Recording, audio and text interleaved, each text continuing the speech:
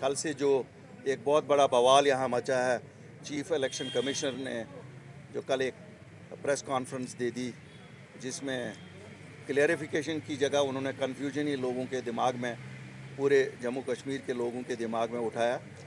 तो आज सुबह से हम आपस में अपनी पार्टी में सलाह मशवरा करते रहे और हमने मौजूद समझा कि हमें आपके साथ शेयर करना चाहिए ताकि लोगों तक बात पहुंचे और लोगों में जो कल से उनकी परेशानी का जो सबब है, हमने सोचा कि उस पर बात आपसे की जाए। जम्मू कश्मीर का हिस्टोरिकल पर्सपेक्टिव एक है, हम हमेशा से अलग एक अपनी एक सिचुएशन एक रही है, हम जोग्राफिकली एक ऐसी जगह पे हैं, historically we have a long history of things. To cut the matter short, जो ये कल कहा गया कि साहब बाहर के लोग यहाँ वोट डाल सकते हैं और वोट इंदराज कर सकते हैं, इसमें दो चीज़ें हमारे दिमाग में पहले आती हैं। एक, हमारी डेमोग्राफी को कहीं चेंज करने की कोशिश तो नहीं की जा रही है, तो एक वो है। दूसरा, ये कैसे पॉसिबल है कि दो जगह वोट कोई डाल सके?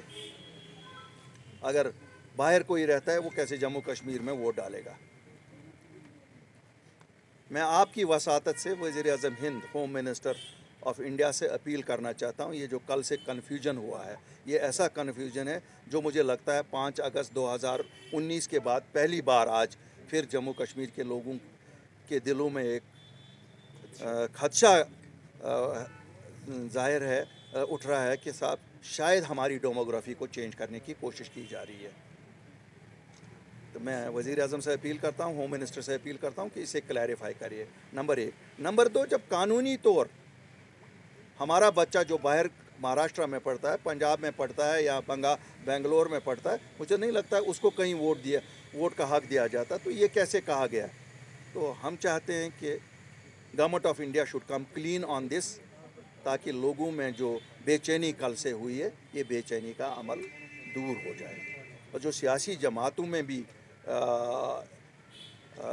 मुख्तलिफ़ सियासी जमातों की तरफ से इसमें मुख्तलिफ़ अपनी अपनी तरीके से सब लोगों ने इसको उठाया है। मुझे लगा चूँकि हम वो जमात हैं जो 5 अगस्त के उस दिन के बाद पहली लोग हैं जो सामने आए लोगों के मसले मसाइल को उबारने के लिए, जो खदशात लोगों के दिलों में थे, जो हमें 14 मार्च को प्राइम मिनिस्टर ने एश्योरेंस दी कि हम कभी भी डेमोग्राफी चेंज नहीं करेंगे। तो मैं वज़ीर-ए-आज़म को याद दिलाना चाहता हूँ, साहब एक क्लैरिफिकेशन आपकी आई है, क्या ये उसके कंट्री तो नहीं जा रही है? और मुझे पुख्ता यकीन है कि शायद कानूनी तौर पे भी the chief election commissioner was not correct, chief electoral officer was not correct. तो हमें उम्मीद है कि इसकी क्लैरिफिकेशन आएगी before it is too late. शायद फिर लोगों को इस परेशानी में निकालने के लिए एक बार फिर हमें मिलना पड़ेगा। हम इंतज़ार करेंगे संडे तक का, और संडे को हम फिर साथी यहाँ मिल रहे हैं और we expect government of India to clarify as soon as possible, ताकि ये बेचैनी का अमल रुक जाए, थम जाए और रोज़मर्रा की तरह जिस तरह लोग कल से पहले बिल्कुल अपनी एक नॉर्मल ज़िंदगी बसर करने की कोशिश कर रहे थे, अभी एक सक्सेसफुल यात्रा हुई थी, हम लोगों ने चैन का सांस लिया था सब लोगों ने, बिकॉज फिंगर्स वर क्रॉस, हर एक डर रहा था कुछ ना हो जाए, यात्री हमारे मेहमान हैं। इतनी अच्छी यात्रा हुई और उसके बाद लोगों को परेशान करने के लिए ये जो कल चीफ इलेक्टोरल ऑफिसर ने कहा, हम चाहते हैं कि government of India should come clean on this. देखिए, हम संडे को मिल रहे हैं, हमारी उम्मीद है, हमारी कोशिश है, हमारी उम्मीद भी यही होगी कि government of India should come clean on this. देखिए, वो तो हम संडे को बैठेंगे, we will sit here again on Sunday. और जहाँ तक लोगों के हितों की ताल्लुक है, हमारा किसी के साथ कोई विवाद नहीं है। अगर हम पीएचडी से लड़ते हैं, ज़ाती मफाद में नहीं लड़ते हैं, हमें कोई डिफरेंसेस नहीं है उनके साथ हमारे डिफरेंसेस है कि वो सच नहीं बोलते हैं। अगर वो लोगों को सच बोलेंगे, जैसे हम कहते हैं प्राइम मिनिस्टर को, लोगों को सच बोलिए, ये उनको ना परेशान करिए, तो हम क्यों कहते हैं क्लैरिफिकेशन करिए?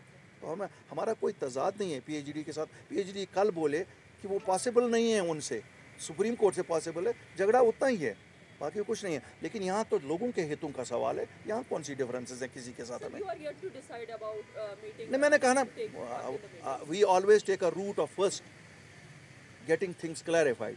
हम हवा में ही नहीं बात करते, हमारी कोशिश है कि अगर क्लैरिफिकेशन से क्लियर हो जाता है, ठीक है, आम खाने से गरज है ना, पेड़ गिनने से नहीं। इट इज अल्ताफ साहब, ये इसमें कल जो चीफ इलेक्टोरल ऑफिसर ने क्लियरली कहा है कि इसमें नॉन लोकल एलिजिबल है, तो आप क्या क्लियरिफिकेशन चाहते हैं? साहब, हम तो सीधा चाहते हैं कि हाउ इज़ इट पॉसिबल, क्या यहाँ का बच्चा बेंगलोर में कर सकता है? आप मुझे बताएं। उसने यही कहा ना, बच्चे जो यहाँ बच्चे पढ़ते हैं वो भी एलिजिबल हैं। क्या हमारे बच्चे बेंगलोर में एलिजिबल हैं? क्या हमारे बच्चे महाराष्ट्र में एलिजिबल है? क्या हमारे बच्चे चंडीगढ़ में एलिजिबल हैं? हरफ आखिर तो नहीं ना चीफ इलेक्टोरल ऑफिसर। तो आप चाहते हैं कि एक हिंदुस्तान का आईन है ना, क्लैरिफिकेशन गवर्नमेंट ऑफ इंडिया से आए ना, let there be a clarification. ये तो chief government government official statement ने कहा है after application of article 370 representation of people act 1950 and 1951 is applicable. It allows ordinary resident person to get registered electoral roll of duty in J&K provided he or she gets name deleted from electoral roll of his or native constituency. यानी कि अगर आपका आधार card है, आप जम्मू कश्मीर से अपना नाम delete करके आप बम्बई में वोट डाल सकते हैं। अफजल साहब, हम तो क्लैरिफिकेशन वही चाहते हैं ना, जो कल आपके चीफ इलेक्टोरल ऑफिसर ने कहा और जो आप पढ़ते हैं, या इसमें भी बहुत अंतर है, उसके कहने और इसके कहने में, और लीगलिटीज़ भी है ना, ऐसा लीगल गाइडेंस भी चल रही है ना, हम साथ साथ we are also seeking legal guidance. Do you think there will be political ramifications and also will it affect the situation of Jammu and Kashmir at present? Jammu Kashmir is different than other states of India. Although we also know after 5th of August much water has flown down Jhelum, but that does not mean कि हम किसी को भी इजाज़त देंगे यहाँ की demography को चेंज करने की।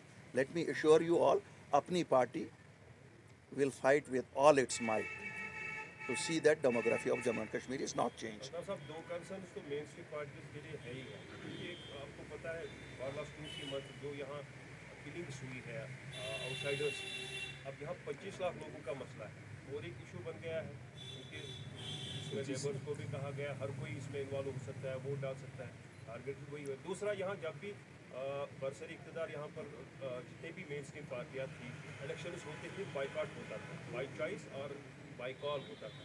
लेकिन अब तो इसमें शायद बाइकआउट्स में मजीद इजाफा होकर 25 लाख तो वन साइडेड होगा। अफजल साहब, मैं 25 लाख समझा नहीं, ये 25 लाख कौन सा है? मैंने तो यही कहा आपको, कन्फ्यूजन कल चीफ इलेक्टोरल ऑफिसर साहब ने यही तो किया।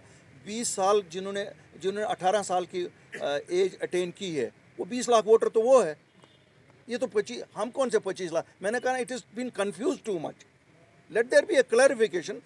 हम तो फिर संडे को मिल रहे हैं, और अगर क्लैरिफिकेशन नहीं आती है तो फिर आपके साथ बैठेंगे, हम आपके साथ फिर बैठेंगे। ऐसा तो है नहीं, तकलीफ देते ना आपको। I am so grateful to you all, आप आधे घंटे में यहाँ आए। ऐसी we'll discuss it and we'll also share it with you. That's one more question.